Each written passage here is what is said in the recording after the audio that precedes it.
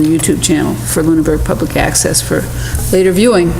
And with that said, I'm just going to start with, first order of business is to thank George Martin and Mark Lucier for their years of service on the Finance Committee, and to then basically, they were very strong members of the committee, had a lot of good information, brought a lot of good discussion forward, and we expect fully the same from our new members, and we'd like to welcome Dave Passios and Peter Beardmore to the Finance Committee, and hope that they enjoy their years sitting on the committee. Thank you for the warm welcome. Thank you. Here, here. And with that, I'll ask if there's any public comment from anybody on the committee. I'd just like to say that I'm thrilled to finally be on the board. I've toyed with the idea for quite a while, and through circumstances that I wasn't aware of, the opportunity now is better than it had been in the past. I know the dynamic's going to be a little different. I'm not going to be at the podium with my stern public comments, but I'm still going to be the same Dave Passios as in the past. Just have to temper it a little bit, maybe. But I'm really looking forward to digging in a little deeper into the budgetary process and the things that this board does. Thank you. You tempered it. I hope you don't temper it too much. Well, you never know with me. Subtlety misses me sometimes. I think actually a good discussion that challenges everybody's thinking is a good thing. I think it's, the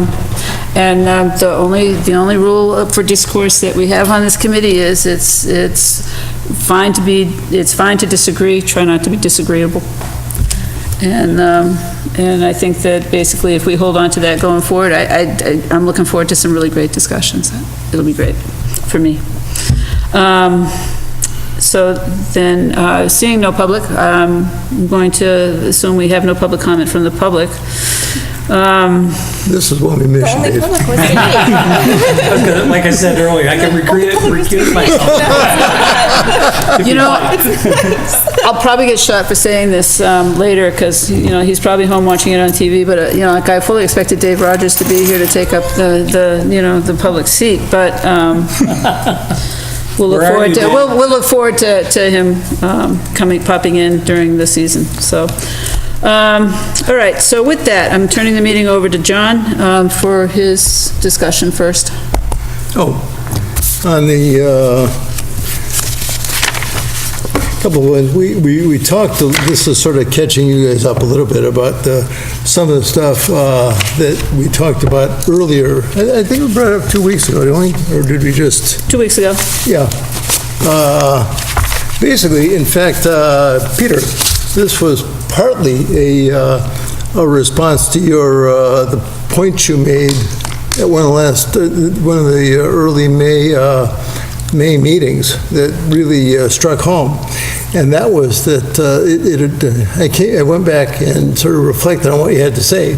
The committee has been not as transparent and forthright with respect to the process we go through to evaluate the budget and to interact with the various departments, and also not as transparent as in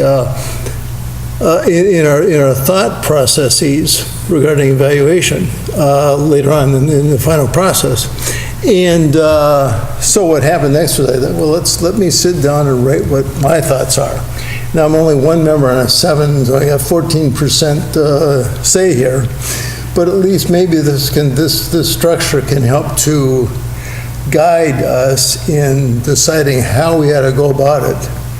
Now, when I go through this, remember there's a fine line here. It's sort of like provoking discussion, but this is, but it certainly is not the only way to go about it. But anyway, just a little bit of history. This will recapitulate something that Tara and I talked about, maybe in an open meeting and maybe not. 10 or so years ago, when the town went went to a town manager-centric or capital-centric organization, it really fundamentally changed over time the role of the finance committee. I know this because I've been here for 6 years. I'll be starting my third term in a couple of months. And at that time, I overlapped with a couple of people who were on the FinCom during that transition.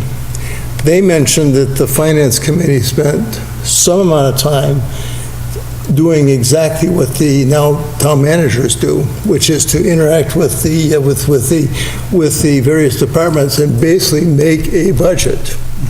Now, we don't do that anymore, so what we're doing is we're one step removed from that process. So I certainly am not exposed to the horse trading, the give and take, the, gee, what are you not going to do if you don't have this money type of discussion.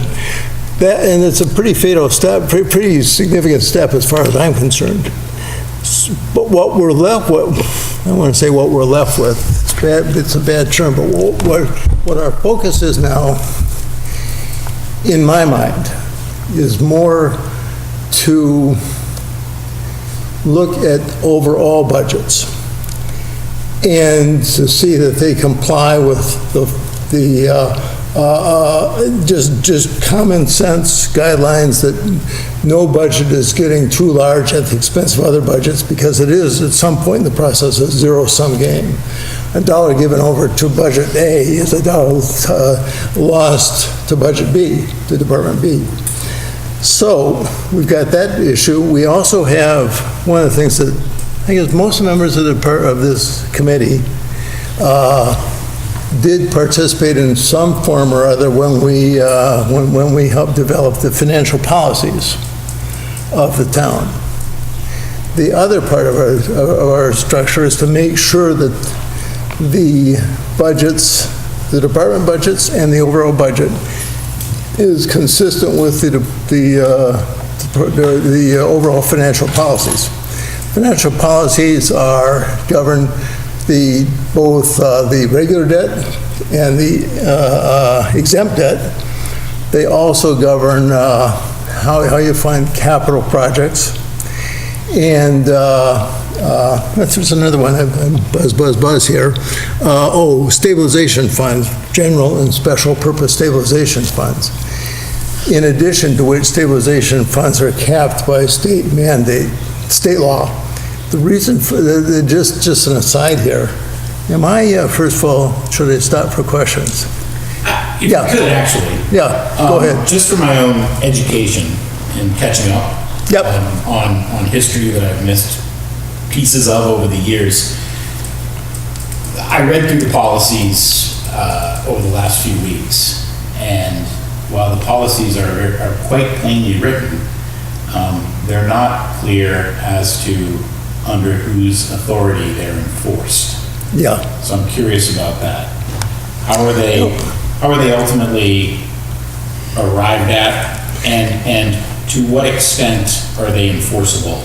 Great question. Let me diverge and then come back to that. Please, yeah. The policies that we drafted were balancing a couple of different things, particularly the debt policy. The debt policy was structured to be fairly scrupulous about managing the debt service costs that the town obligated itself to. That was, number one, fairly, we were able to digest this without unduly burdening either the operational part of the budget or the capital part of the budget. Number two was consistent largely with other towns. And so we wanted to sort of balance two conflicting goals. One was to make sure that it was prudent, and the other was to make sure that it gave the town manager and the department heads a little more freedom, enough freedom where they could, it didn't unduly constrain their choices. If they had to go out and buy something, and it had to be debt, they could do it. we have in the budget, as you probably know from reading the policies, Peter, we have an escape clause in the debt policy that says in cases of emergency, but then it gives a fairly tight window for tightening up our belt and paying this down quickly. So regarding the enforcement, you're right, there's no final authority. The closest it comes to final authority is town manager. I think of ourselves, the analogy would be either umpires or the Supreme Court, or, well, it's not. Okay, grand. well, yeah, we're getting a little bit ahead of it, because actually, the way the enforcement actually goes is, we can be overruled at town meeting. Our Yeah, function is yeah. to recommend. And so the policies were written and were approved by the Board of Selectmen. And really what the policies are set to do is to guide us as a committee in terms of how we're assessing this for our recommendation. And if we were to make a recommendation that fell outside of the lines of the policy, then it would really be us policing ourselves to come up with a really good reason why we're going to step out. But really, it's more to keep us, okay, the reason why we came up with, and that's why I also, well, you weren't here at the last meeting, but we also talked about revisiting the financial policies, because times change, processes change, availability of funds change, and at some point, the other thing we're looking for is some direction from, say, the Board of Selectmen, the Planning Board, whoever is doing the master plan, what the priorities are as far as the town goes in terms of where the money goes. So there's that, and I think that there's always something to be said for some discussions around whether or not there should be, like there are towns that will look at new growth and do a split of new growth between schools and town before it ever hits the budget process, and that might be something to discuss and see if we're at that point. And I'm personally, and I don't mean to step on your toes too hard. In my mind, I'll feel more comfortable doing something like that when I know where the state is on their funding, because I still think that could change. I doubt it'll change this year. I'm maybe hoping, like against the wind, but. We can all hope. That's basically where I stand, and then to me, I would not be opposed to looking at a policy that does that kind of a split, especially looking at the potential new growth for 112 new units of 3- and 4-bedroom houses. So. And, well, that's the last several years, actually, to go carry on with that, was when we've had such strong new growth. If you total the new growth for the last, half dozen years, it's a little over $2 million. Now, that's a rough proxy of population growth. Well, you know what happens there is that population carries with it its own demand for services.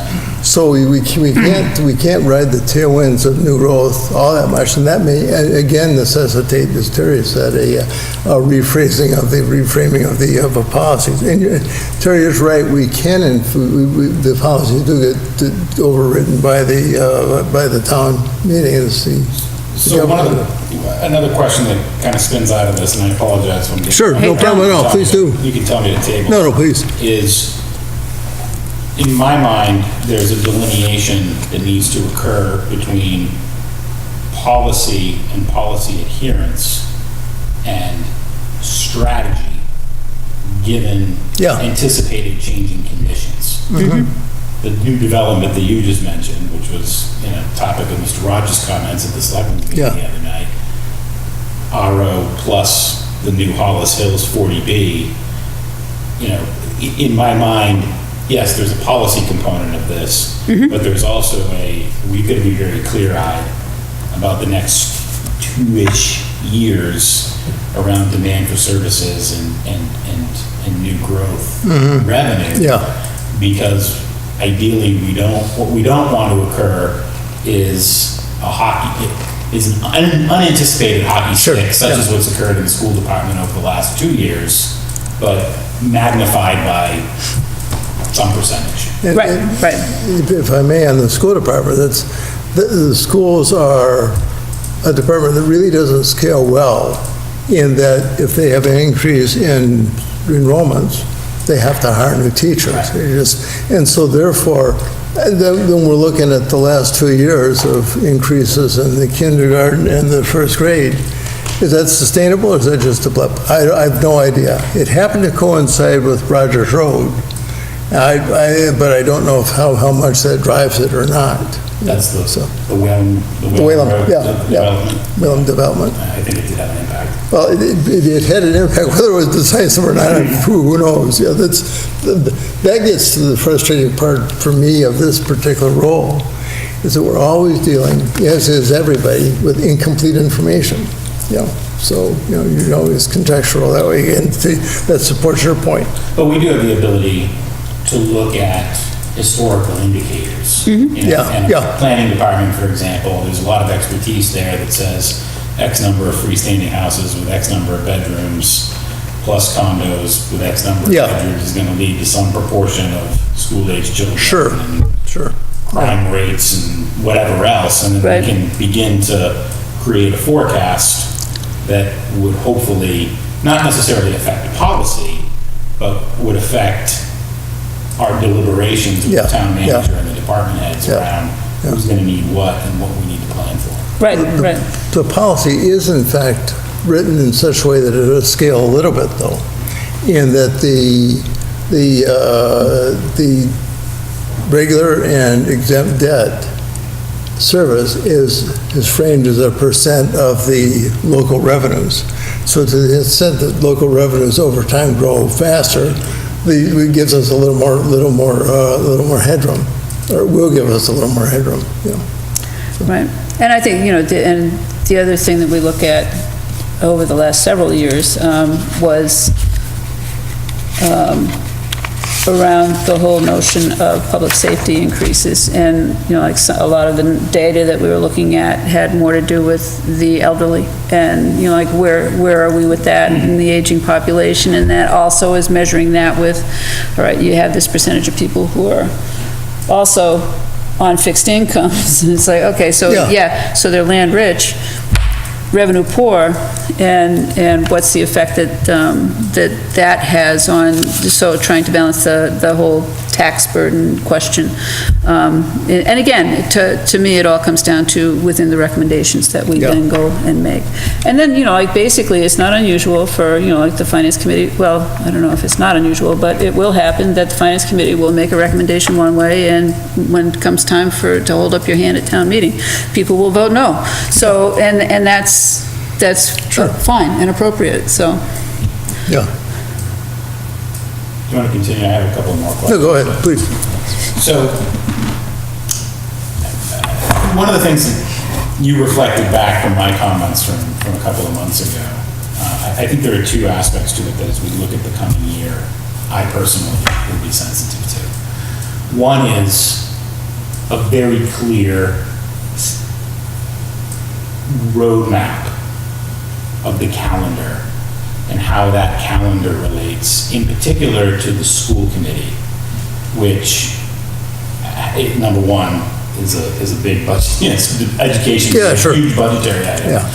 But number two, the way those expenditures are controlled and managed by a separate electoral board outside of the auspices of the town Yeah, manager, I think is something that we have to be very sensitive to the timing and making sure that what we're getting from the superintendent, which has also been, agreed upon or deliberated with the town manager, is also aligned with the deliberations of the school committee.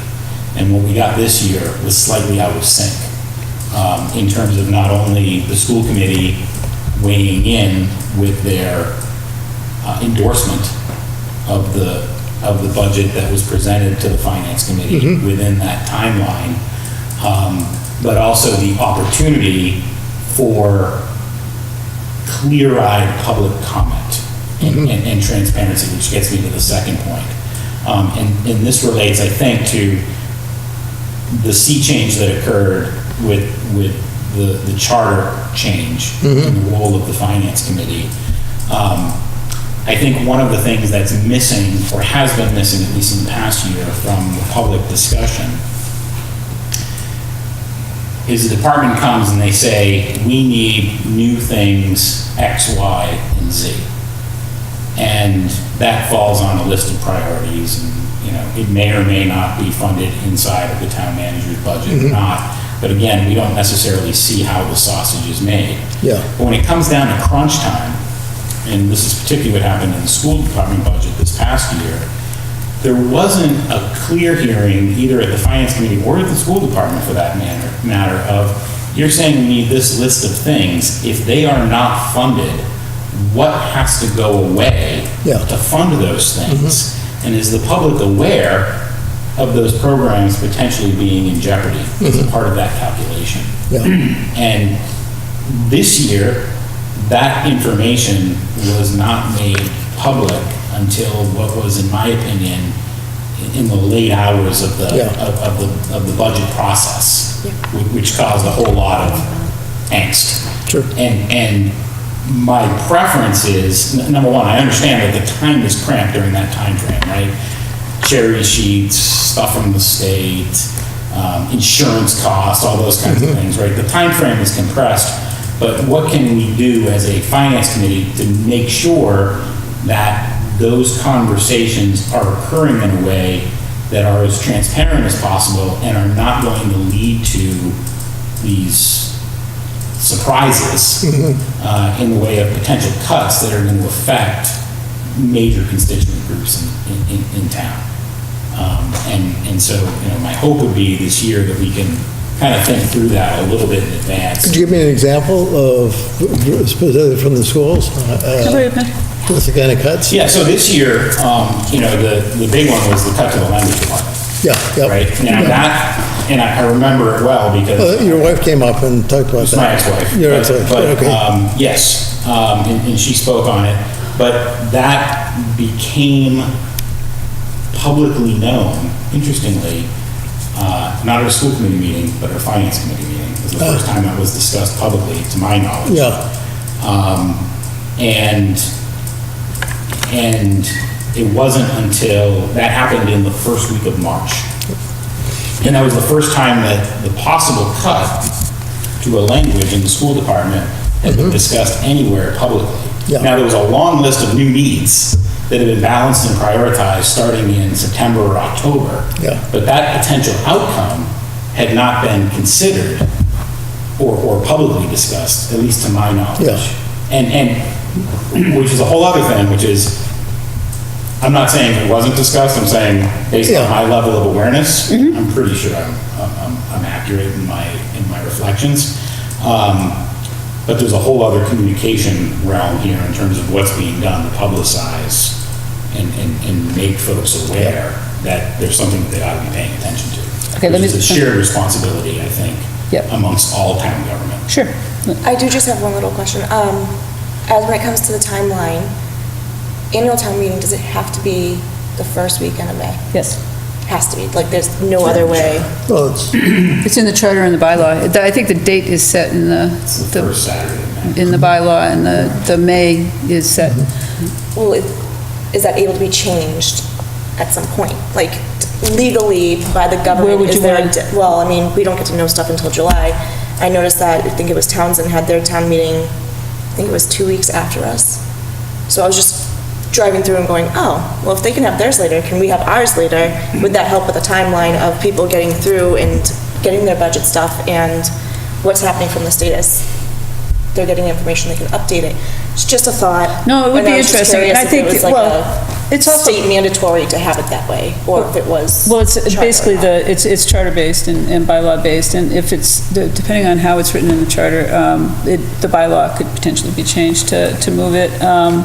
But bylaws are usually easier to change than the charter. Yeah. But Don't have to wait 10 years. Balanced budget need to be certified a certain number of days before that fiscal year starts. I think that's one limitation also. yeah, Okay. it does. And what I'm not sure of is, I'm not sure what would impede it and what wouldn't. The one heartbreak I had from the charter committee was that we didn't get the second town meeting. Because I really wanted a second town meeting, so we didn't have 40 planning board, like a lot of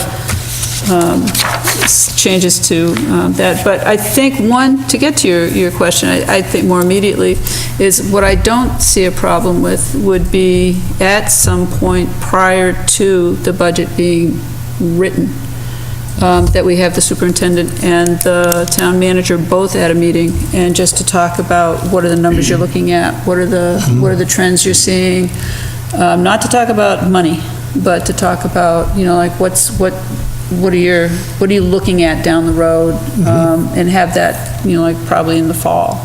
I know November is when she gave her percentage over to the school to start saying, okay, this is what we're recommending from the town manager point of view, like, this is my budget recommendation for you guys. Right. So, would it be before or after that?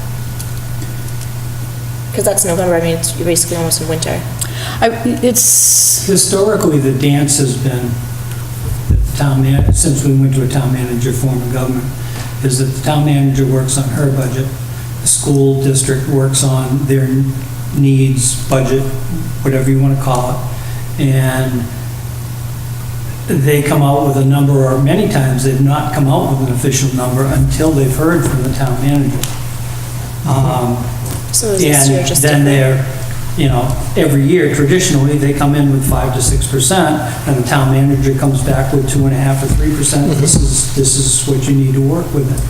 Okay, and that's fine. The school committee came back this year and said, well, finally said, this is what's going to happen, but it's on them to get through that process, because we have no control over their line item budgets. We have purview over the bottom line number. Yep.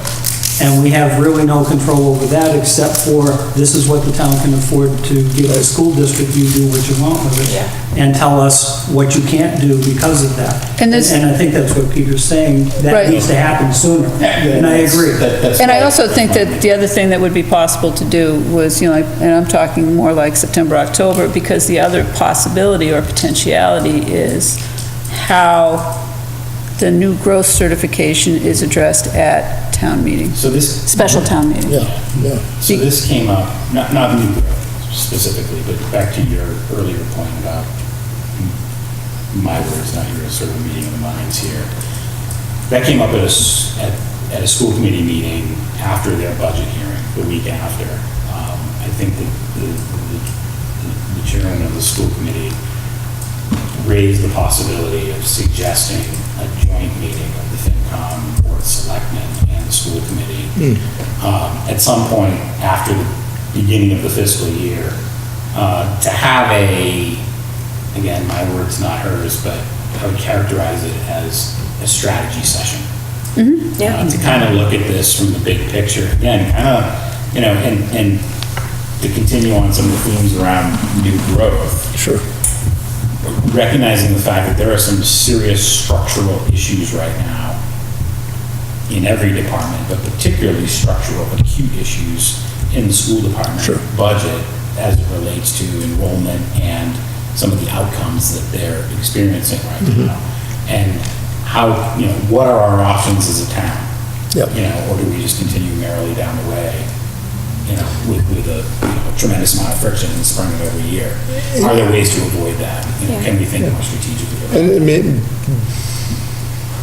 what are our options, but also what are our constraints? Yes. Because right now, at least I feel, sort of the constraint is we take we know that there's going to be, the next year's budget is going to be 2.5% times plus this year's budget, plus new growth, and that's it, that's the constraint. So really, when we talk about what the options are for the school to accommodate what they really want, the question becomes, where do we get the money? How do we pay for this? There are a couple of obvious solutions, either taking it from other departments or, say, shifting capital, both of which are, in my mind, unacceptable, So it's just... Yeah, it's one of the, and the other thing that we can also talk about doing, or potentially, and I don't know if you folks see the value in this or not, but I know I said a lot about wanting there to somehow be a service level committee. to try to at least identify what we're talking about when we say that, because it changes. I mean, it's, whether there's that, or like, the school committee wants to meet with the Board of Selectmen and the Finance Committee, that's fine, but the planning board has come up with stuff. Open Space has a plan, like there's, so, and there was a time when they tried to have, I think whether it was the chairs or a representative of each board come together on a regular basis to just say, hey, this is what we're dealing with coming down the pike. And then somebody linking that back to, or coming back and sharing that within the You're group. looking at doing that to some degree. There's got to be a certain amount of health that comes from that sort of exercise. Yeah, yeah. And for example, to have the superintendent come brief us on what happens if her enrollment spikes, but we have no indicators as to whether or not that is going to happen. Okay, now we know that there's a potential storm in the forecast, right? But if we can have that discussion with some additional data, like from the planning board or from the town land use officer saying, well, actually, with X number of units, here's what the historical data tells us in terms of school enrollment. Like all of a sudden you begin to paint a picture with a greater degree of certainty. Sure. Right? And then ultimately that's something that we can have a more serious conversation around. Yeah, my only comment to that is that projections have not proved in the last 5 to 10 years to be accurate.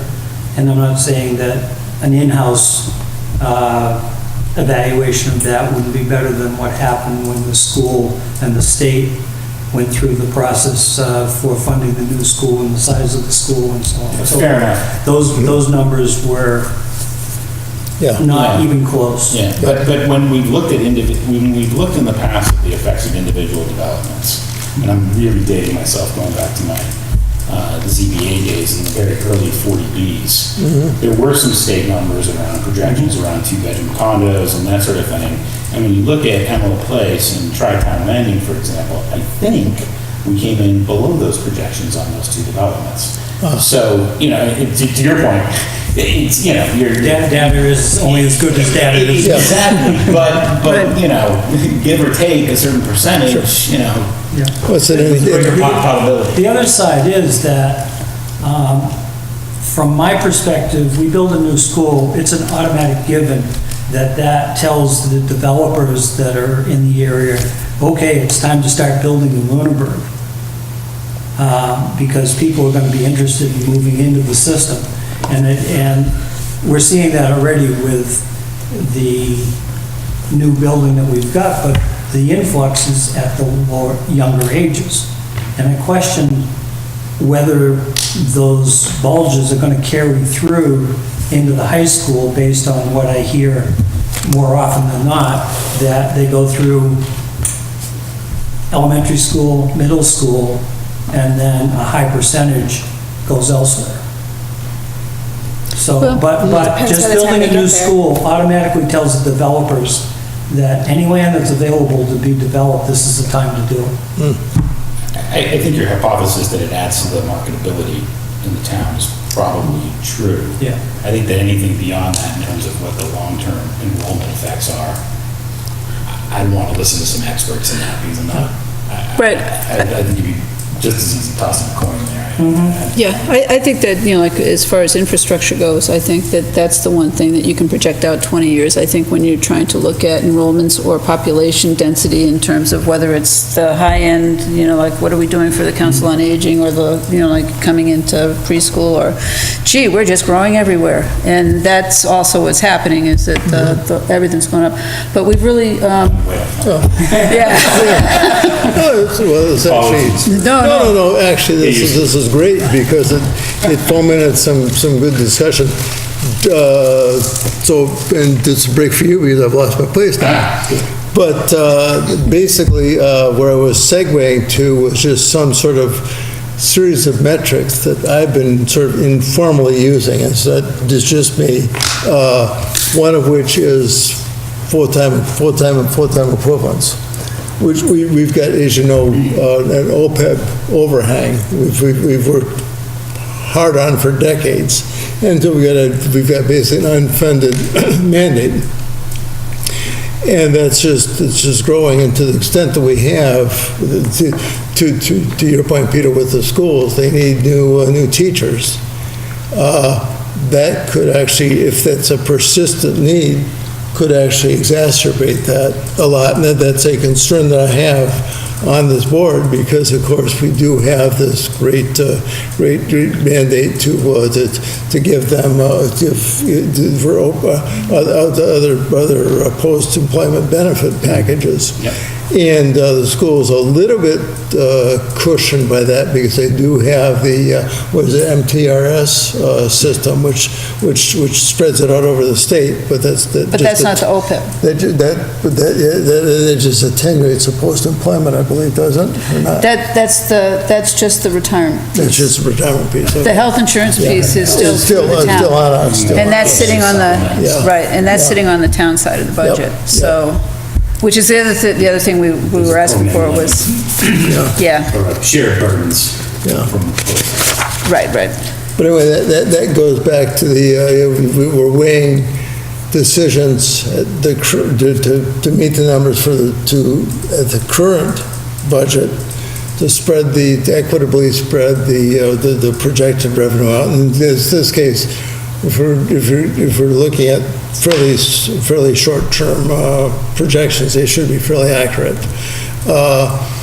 And at the same time, trying to be aware of what kind of expenses we're building further on that could further constrain us, you know. So that's pretty much it. Okay. So the other thing, just though,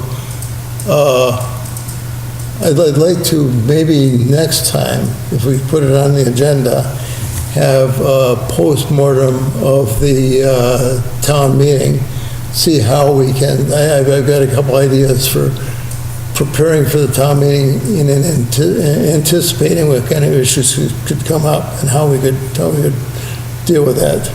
But it obviously is not anything that's critical right now. I'd like to do it next meeting, perhaps, or the meeting after that.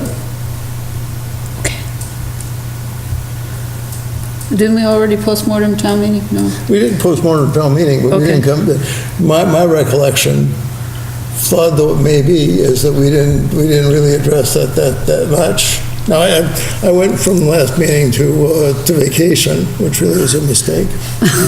You spend too much time on It's a Small World, I think, there, okay. Yeah, You that's right. shared your tablet with your notes on it. We passed your tablet Well, around. Yeah. So I think we need a little more in-depth exposure than sharing a tablet. When you say anticipating, when you say anticipating issues that would come up. at Well, town yeah. Basically, the thumbnail version, Peter, is that we go through the warrant as a group, and where we have enough information, we can actually weigh in on that. Where we don't, where we have some warrant articles where we defer to wait for town meeting. The gist is, let's see if we can't run those to ground, or at least have a provisional discussion and say, unless something materially happens at the town meeting, we know what our position is. As you remember last town meeting, we spent a lot of time huddled, not a lot of time, seemed like a lot of time for me, huddled around each other. There were a lot of items, that we did. Yeah, there were a lot of items, Yeah. and I think we can anticipate, we can work around that a little bit, or attenuate that. That's the only thing. And the way we said, it's hard to huddle. Yeah. So Yeah. it's a lot of back and It's forth not of easy- train. It's not easy for a community to meet at town meeting. No, it's Right. not. And then it's also, I mean, this last time, again, it was just so packed. Not a bad thing. It's not a bad, no, I'm not talking about with people, I'm talking about the 43 warrant articles. And It was a lot. there was, I think, at one point that I had the vote, I gave the vote, and then somebody said, did we take a vote? And so I took it again, and then you guys voted on the next item because you thought we were already there. So then I had given out a completely different vote. So it was like, well, I thought I had it down, but evidently I didn't, so. Who's that first moment, huh? Yeah, it was, well, yeah, one of them. We weren't the only one that had it that day. Yeah. So anyway, but yeah, that's fine, I'll make sure to put that on. And actually, going back to the other discussion, I know that we don't have it on the agenda as an action item, or something to do, but if the committee would like me to write to the Board of Selectmen and request either or just make a formal request for something that looks like either the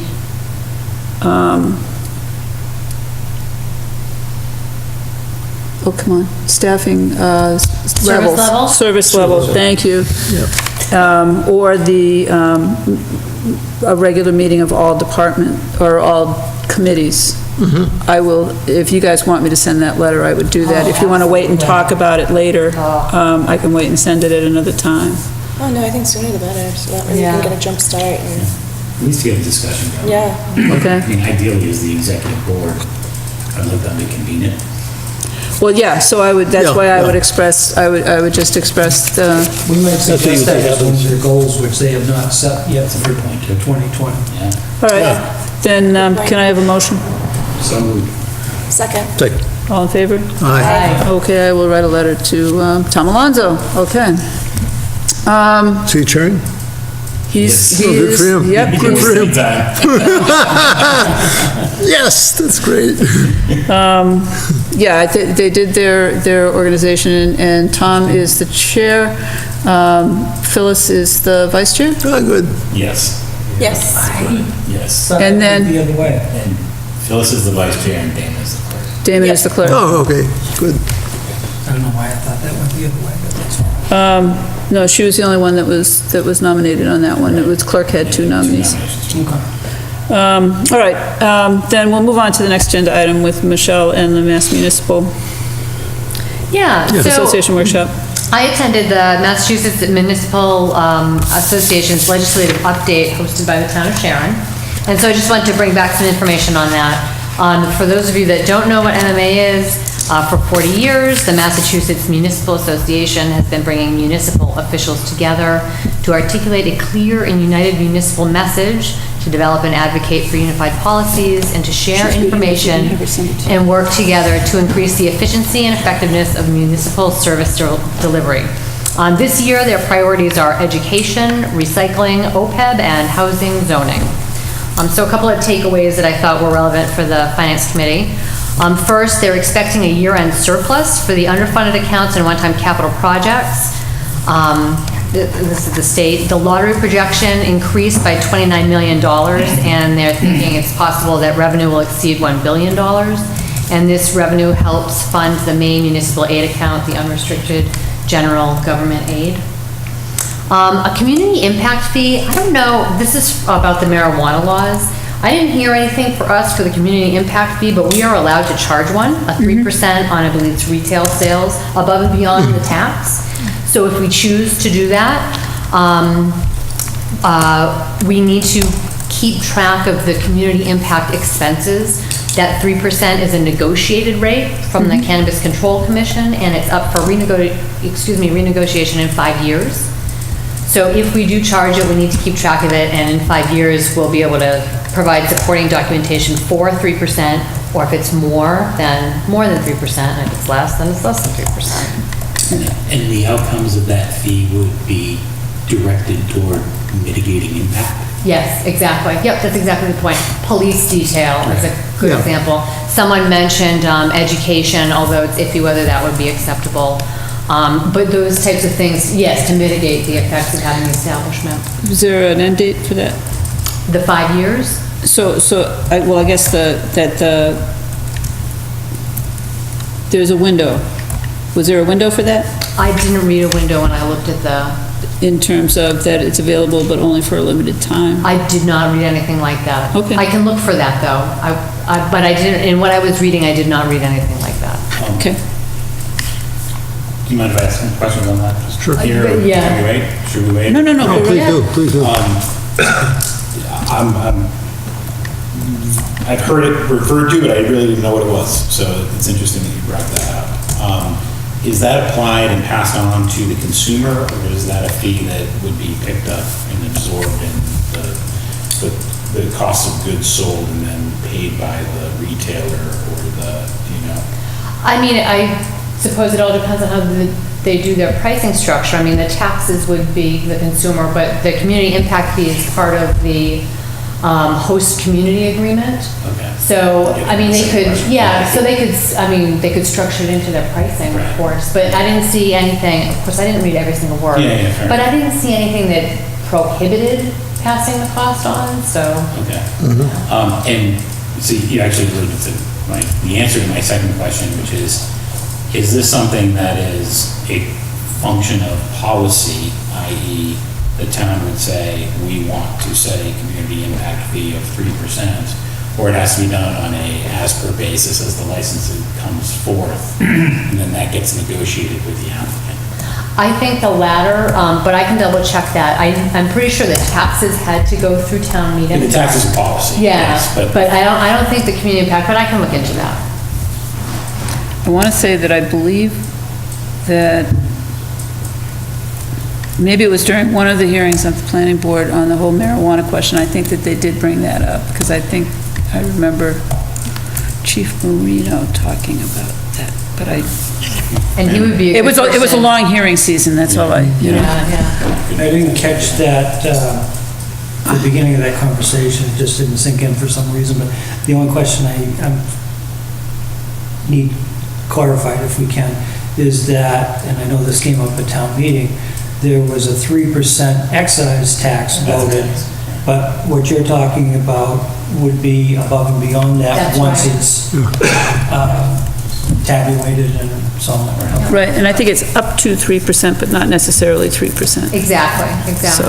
And, I mean, in theory, you could pad other fees into your host community agreement if you wanted to, but there's legislation pending to prohibit that if you're doing it now, so.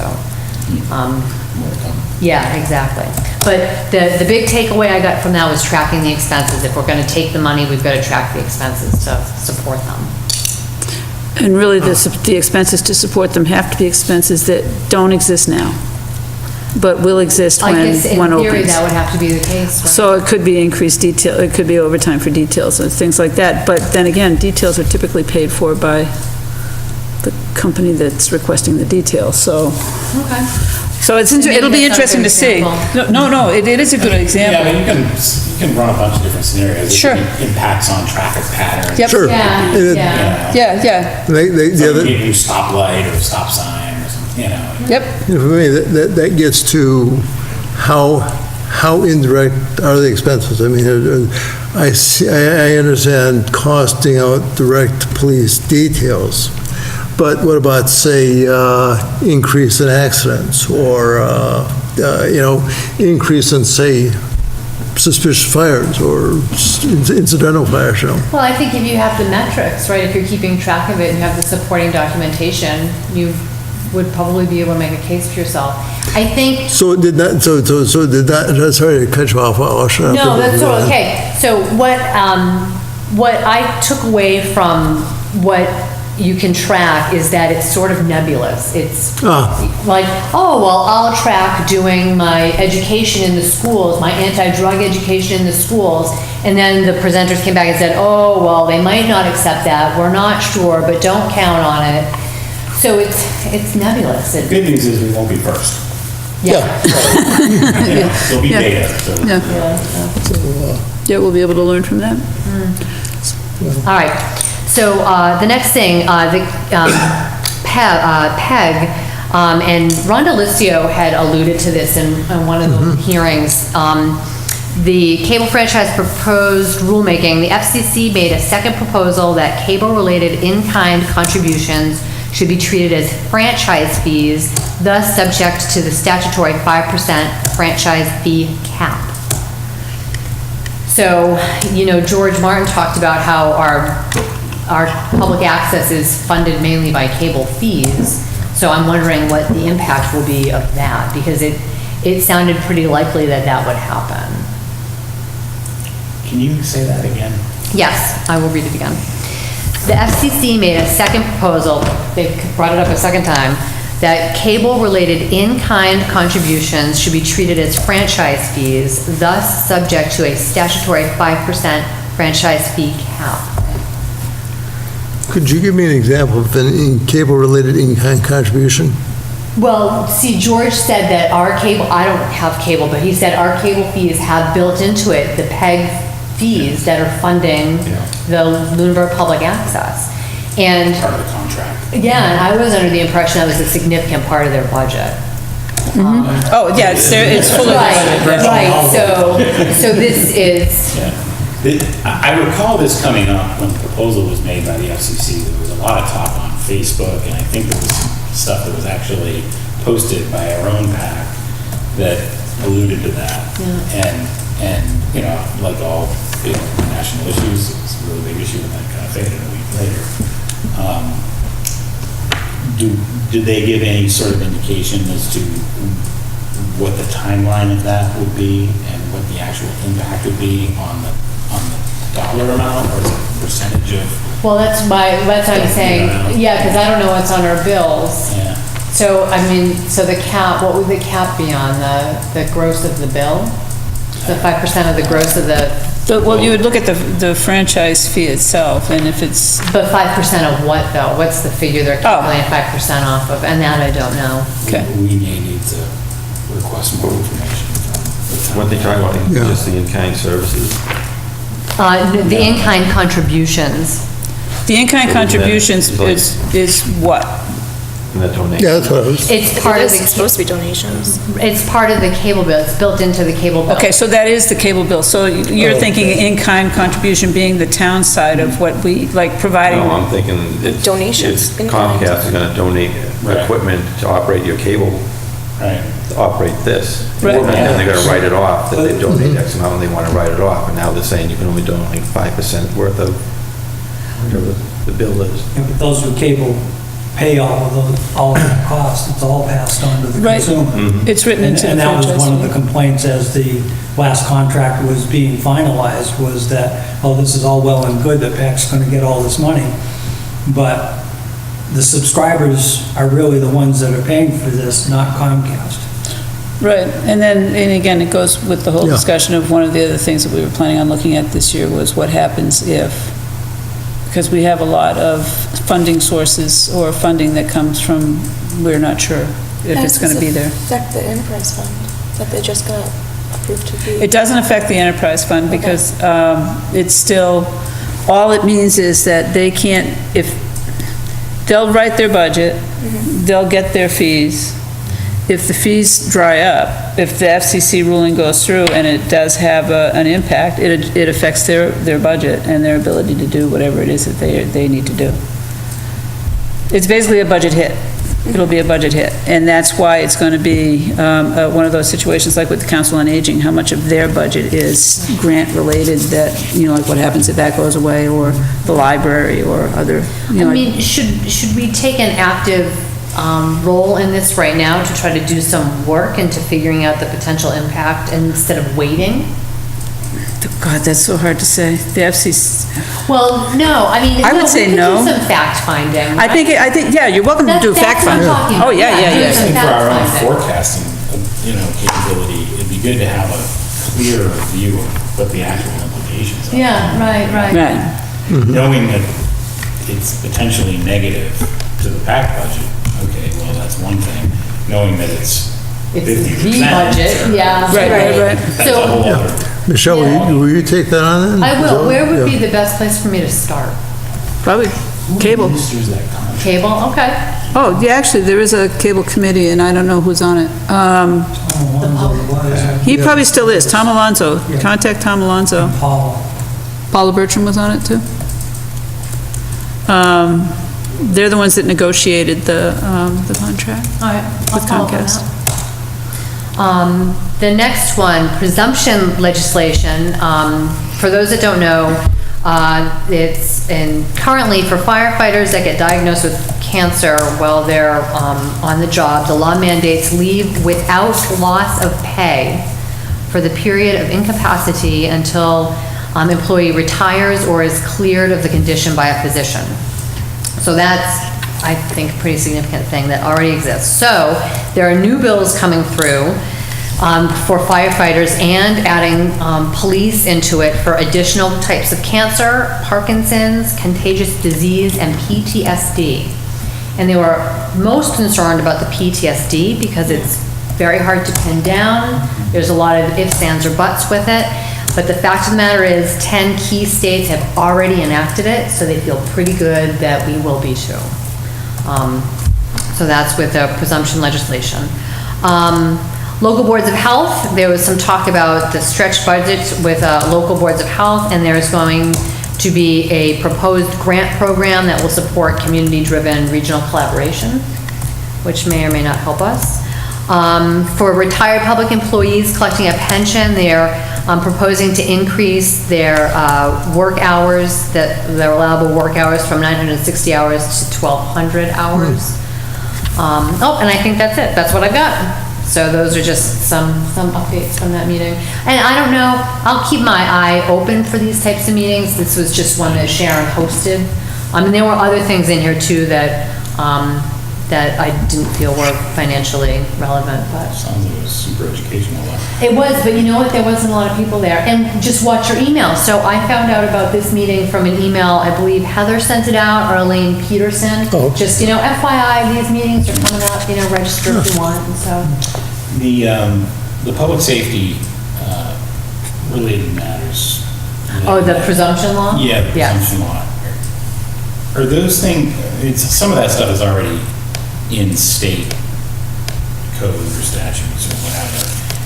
Are our obligations for those issues covered by insurance, or do we pay out of pocket in the event that? Some is insurance and some is paid out of pocket. It depends. It depends on what the nature of the issue is? Yeah, because I want to say that there was somebody who was carried, their salary was carried. Yeah, it was. I seem to recall we carried a police officer. Yes. But Well, this one wasn't for, this one was probably more recent, not for decades, but it was,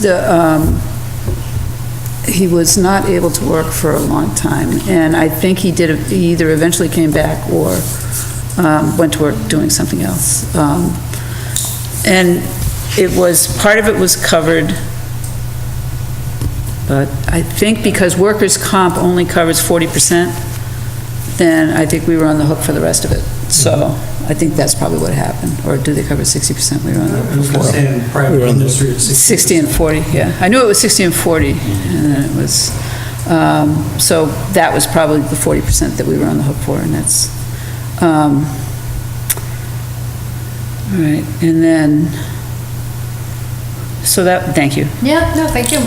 All right, before discussing committee reorganization, I'll first ask, are there any committee or department updates that anybody wanted to share? I did meet Muir at the library. I went and met him yesterday afternoon. And I'm gonna be following up with you, John, about capital, getting some information about how to apply for capital, how to submit requests for capital sure. reimbursement, that whole thing. Oh, well, what a great segue. So were you about to hop into that? Yeah, eventually, but go ahead. I want to step on your... That was it. So it was just great to meet him. Things are going well. He took over the director position of the library. Things are going well for him there. And he's got some good plans and some good ideas, so, yeah. On the capital, may I go next? I've been working on an improvement of the capital improvement project request process. It had been a time travel to the 50s, paper-driven, and just very, very cumbersome. We put it on a spreadsheet. That's modernized. Oh, yeah, that's swell. And going on to Google Docs eventually. Heather had brought with her from Barry the Collins Center process they used from UMass, and I put that on the spreadsheet. Do you have a better way to do it? I have an entirely different line of questioning that I will not involve capital planning, but Sure. it Well, no, involves process yeah. modernization, but Yeah. I'll let you go. Okay, well, maybe this is, I'll take this thing like 90 degrees and okay, well, no, I think maybe I'm wasting my time. Well, No, well, no, no, you're no. not, you're not. Well, I also So, will say, yeah, well, actually, the move to the spreadsheet and everybody working off the same spreadsheet actually has been going on for a few It's years. been going on for a little over a year. So the new one is just much yeah. more. the big spreadsheet. And I'm in the process of trying to skinny down the big spreadsheet because the spreadsheets tend to grow. And so I'm putting some other things in the spreadsheet to lower the number of columns, for instance, make it more user-friendly. And then I'm going to roll it out to I've got to have this buy-in. I'm going to meet with Damon McQueen next couple of weeks and then go from there. And that's where we are. The only other update, Small Beans Eagle House. And first of all, they're on budget, or actually a little bit below budget, because the guys who drive the Meals on Wheels often don't take their mileage because they figure it's an in-kind contribution to the town. And so she's saving some money that way. The big thing, the big point here is that, yeah, we do have some demographic pressure from the schools, particularly the lower grade, and increased enrollment. We also have some potential demographic pressure from the elders. Now this, Sue Doherty has a very expansive view of what a senior citizen is. The older I get, the more expansive it looks. In that she's defining senior citizens as anything above the relatively young age of 60 and up. And measured that way, a decade ago, Lunenburg had slightly over 2,000 people, 60 and above. It's gone to 3,400, a little over 3,400 right now, or 70% growth.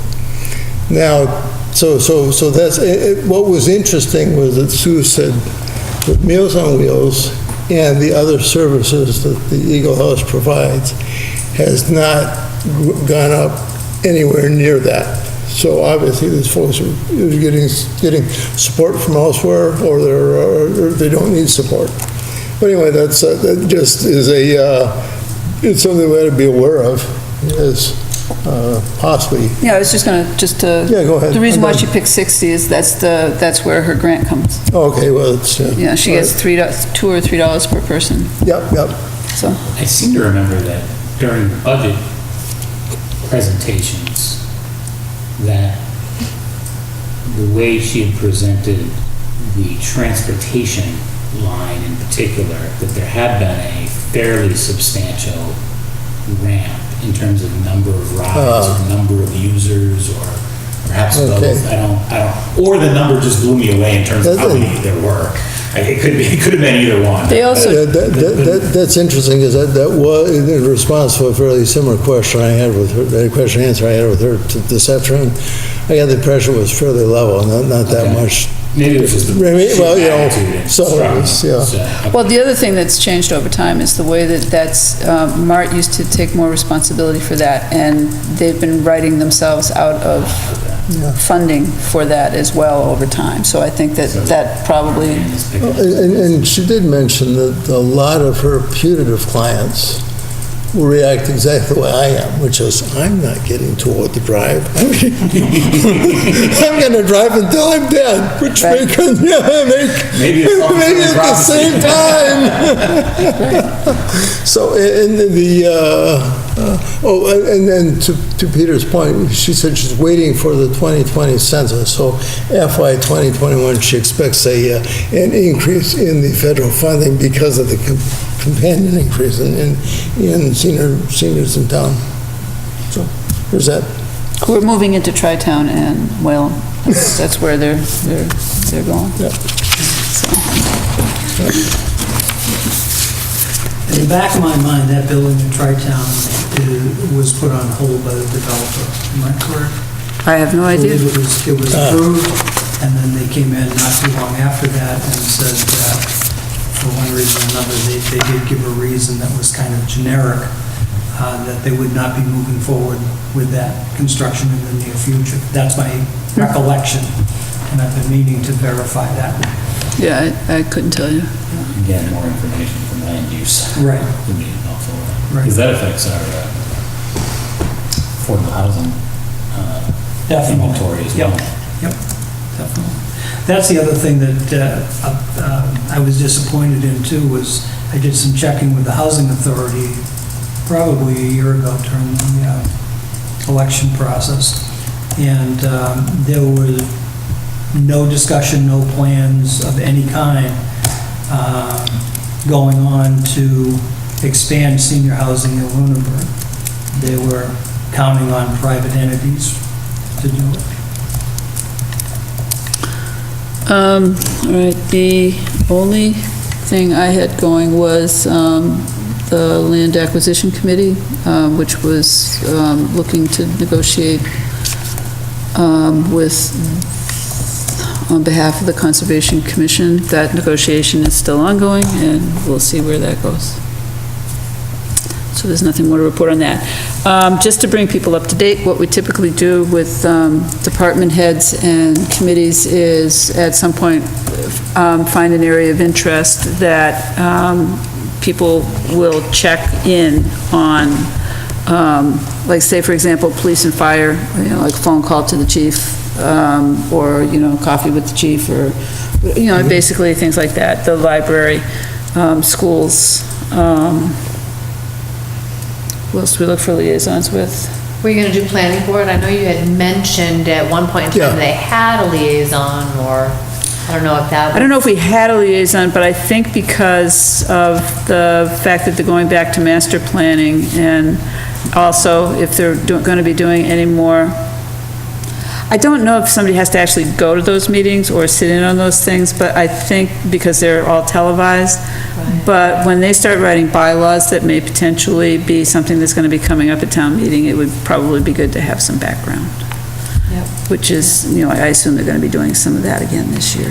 They're just. At the same time, that was, I think, the May 9th meeting, also mentioned perhaps a liaison with the BOS. That came up twice in the minutes. In our May 9th meeting? Yeah. Oh, so we want to do that? Well, I'm Who just would asking. Yeah. we can. I guess we can talk about that, see if Yeah. anybody wants to do that. Like typically I might watch them on TV, but. Sure. Yeah. Right, so like to that point, even if you can't commit to going to the meeting, if you can commit to watching the meetings and Sure. being the person to observe that, you know what I'm trying to say? Like, Yeah. would that be a reasonable compromise? Absolutely. It's absolutely a reasonable compromise, and then maybe following up with, if you have any particular questions, or we have questions, just an email to whoever the point person is, Yeah, is usually sufficient. I know that what I used to do when I was, like with fire and police, I don't know if I was with fire and police, must have been very briefly. It was mostly emails before meetings, anything coming up, and usually that would be all right, something's gonna need a repair, so don't be surprised if I come to you with a reserve fund request, which is actually the other function of the Finance Committee. We have access to emergency funds so if somebody identifies a pumper needing to be replaced, or usually it ends up being held out for the end of the year to help pay the snow removal deficit, so. So to be clear, the liaison role is intended to be one that is bringing critical information back to the Finance Committee. Yes. Not to represent the Finance Committee outside of this table. No. Purely an inbound activity. Yeah. Yes. Well, yes and That's yes. the intent. That's the Yes. basic That's the intent. main intent. Yeah, and it's also, but if, Dave Passio starts shooting his mouth off, he's going to be speaking for Dave Passio. yeah, but he'll usually say so. So, But with that, so part of my conversation with Muir was, how do I get ahead of the budget season? And, how do I get my voice heard in the process? Right. And so I was feeling like that's part of my role to help him with that. I'm still finding my way with that, and I let him know that, but I felt like that was part of what I should be doing as well, Yes, sort of yes. facilitating his participation. Yes, coaching through the process, yes, and that's fine. Particularly important for a new department head.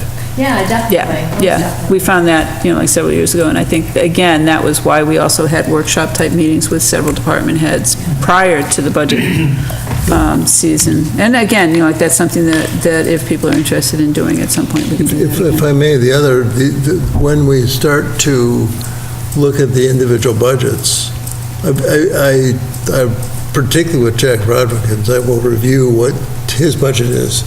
If I have any questions that I think, gee, he should get some prior knowledge, so when he asks the question, here he is, at least has had the chance to consider it. That's a good way that's the way I use the liaison, Like a pre-brief. Yeah, Yeah. no, I mean, just make sure you're not just bushwhacking somebody, You know what I was never clear about though, and I don't want to, I'm sorry if I'm continuing the conversation unnecessarily, but when I go to the Board of Trustees meeting, am I just sitting there listening, or do I participate in that meeting? I've never felt comfortable either way. I always just listened, and then, but for the most part, I didn't feel like there was a lot of reason for me to be there most of the time. So, and the other thing is that we also conflict. I think they're meeting now. Yeah. I think during budget season is usually, really when, although with Muir and bringing him new on board, I think, like meeting with him is fine. And it's also, you don't have to go to the Board of Trustees. You could probably just meet with the library director. All right, yeah.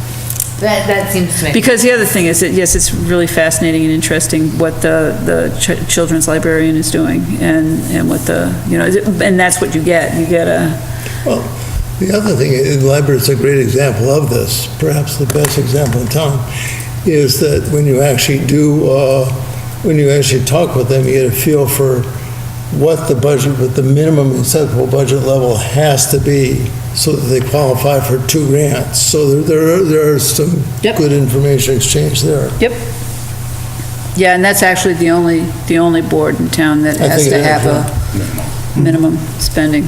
And the minimum spending has to be particular to, which couple of budget items. Yes, well, 3% of the average of the last 3 years, and there's got to be 14% or so of the total budget has to be circulation materials, something like that. Right. So It's confusing. tedious, boring. That's why nobody comes to our meetings. We're tedious and boring. That's not. I was expecting cookies tonight, I have to say. I'm so Is sorry. that why you, Not Board of until, Selectmen had fresh fruit. They did. no kidding. Ooh, oh, now we have competition. it's a trend. All right, so we will talk about that at the next meeting. Do we have any minutes for tonight? Yes. Yeah. We have March 21st, 2019, and May 9th, 2019. Okay. Why don't we take the March 21st first? Do I have a motion for the March 21st minutes? I have a question first. You got my email? I did, I haven't updated it yet. Okay, but Whoever votes, I suggest you Okay. add in, With to that add in amendment? what's in your emails. all right. So I can- I will recommend approval of those minutes contingent on those corrections and additions being added in. March second. 21st. March the 20. I March second. 20. Or you second. Oh, did you second? It's okay. Sorry. No, it's fine. It's late. I just know that stuff, so that's why I was like, Yeah. I'll do that. But, What was the change? so he gave me some updates in my email, which I'm logged into, just give me 1 second. Some clarifications, some So, error correcting. That's Okay. just minor stuff. if you want me to read them, I can. Yeah, that would be good.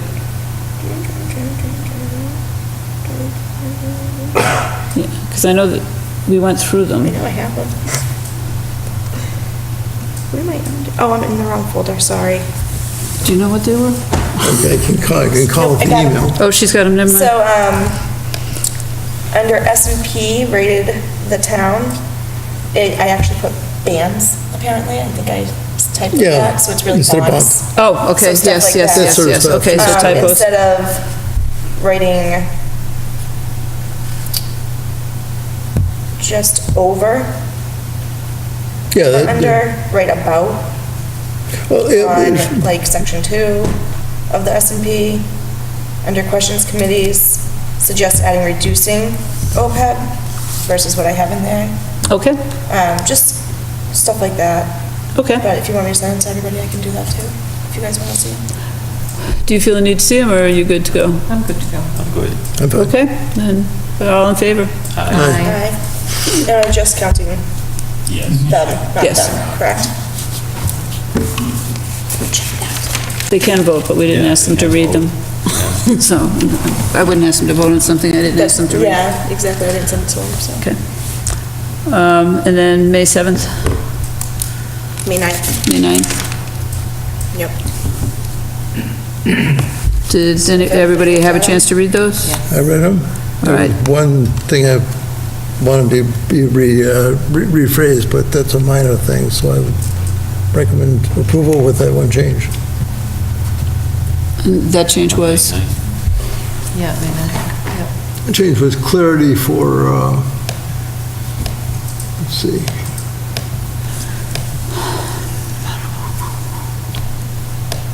So it's actually, I think you wanted Terry to give her Yeah. input on this as well. Oh, is this the, okay, is It's that? Yeah, that's the what we talked reason about why we would earlier. revisit All right. it, had a lot to do with targets. Okay. that we were Yeah. going to close. We may want to, okay, I can either give you those changes now, or I can, because basically what I said was, that what I believe I said was not that we would not visit it. I think I said there's no reason why we couldn't visit it. Okay, Because I think I said Yeah. we could revisit the policy. Would not revisit it or Okay. something. so no reason why we could not. Or what I think you wrote was, there's no reason why we would revisit it, and that wasn't, there's no reason why we would not revisit it, or Okay. could not revisit it, I think. Okay, Yeah. so add in not It was- before revisit. that's in response to one of your Yeah, that questions. sounds good. A couple of months ago, Yeah. about half a month ago. It's Yeah. actually right here. Yeah, It yeah. will come out of my mouth in a minute. Okay. All right, so I have a motion. So Jay? moved. John made a motion. Okay, I'll second. John second. All in favor? Aye. Aye. Aye. Dave, you had a question on that? Yeah, I was going to do it through board comment at the end of the meeting, but if you want it now, that's fine. I was just going to request that we actually plan to have an agenda item to formally review fiscal policy, specifically concentrate on borrowing, but let us, the new members, get a chance to go through that process. It's been 2 years, and I think it's good to do it more often than not. I like that, it's been 2 years, it took 2 years. Yeah. So it's a continuous process. Yes, it is, absolutely. Really 4 years old. Yeah. Not by the time we finally agreed. Like many things, they're obsolete when they hit the ground. Yeah, no, that's fine. Yeah, actually, I was just going to skim right over town manager and financial officer reports because they're not here, so, so that would move us right back to public comment.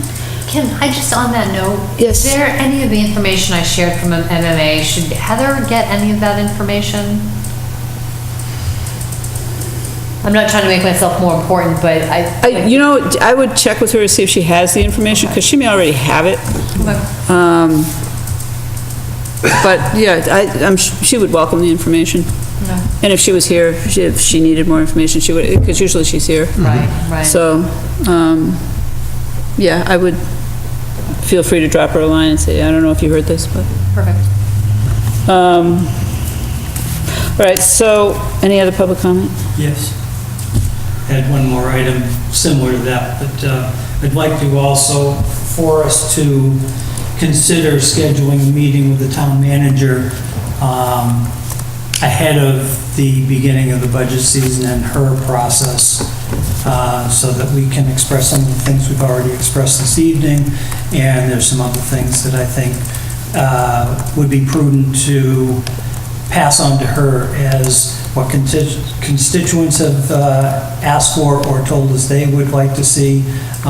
We can't tell what the town manager what to do, but just suggest that there may be a few other things that could be done differently if she's willing to do it another way. At least have that conversation and maybe have it be a two-way street where she explains to us a little bit more the process she goes through. One in particular that comes up very often is that there's a number of people, and I'm not sure that it's the way to budget, but there are a number of people over the season that say we should start with a 2.5% increased budget and see what that is, and then go from there. I'm not sure that's the right way to do it, but that comes up over and over Sure. and over again. And actually, we can either, I don't know whether to write it in or, because she's, typically, if she's not on vacation, she's here. I understand that, but I Karen's think here. it should be a meeting that specifically is intended to be Okay. more or less a workshop with her. And the primary goal of that meeting is to have a conversation about those Discuss. issues. Okay, That would be very helpful for me in particular. Just- Sure. Yeah, with- Just to yeah. kind of share For all of us. expectations. yeah, and then to go through the whole discussion about, these are the things we can't touch. Yeah. So it's like, Yeah. these are the things we can touch. Yeah, because, you've got those, that would be fine.